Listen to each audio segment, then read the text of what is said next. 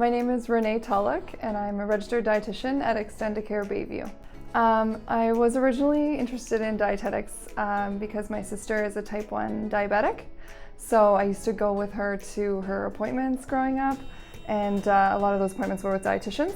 So I got a lot of interest there with food and just the work that dietitians do. My mom has always worked in long-term care, so growing up I was often in long-term care buildings just for different activities and different events that were going on with my mom there. When I went for my internship, that was one of the placements that was really interesting for me, was the long-term care piece.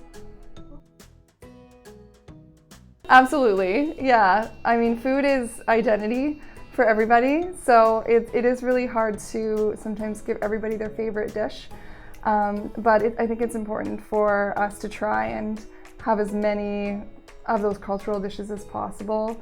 We're always trying here at Extendicare Bayview to look at our population and try to cater our dietary, our meals and everything towards those cultures.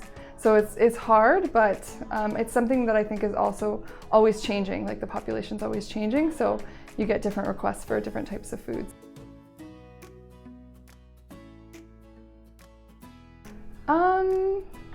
I would say macaroni and cheese is pretty well accepted around here. It's some of those comforty foods I think people tend to really enjoy. I think Nutrition Month is just really about promoting nutrition, and that goes towards residents as well as staff. I think sometimes we don't always think about the staff when we're thinking about doing different events in the home. For Nutrition Month specifically, we're really trying to capture the staff and giving them the resources and information from Dietitians of Canada so that they can have just more variety with their meals at home and expand any knowledge with regards to nutrition, the questions they might have. I think it's interesting being a dietitian in long-term care because you do deal with so many different types of people. It's not one specific disease. It's that individual and everything that they have that comes along with them in terms of their disease process and their life and their family.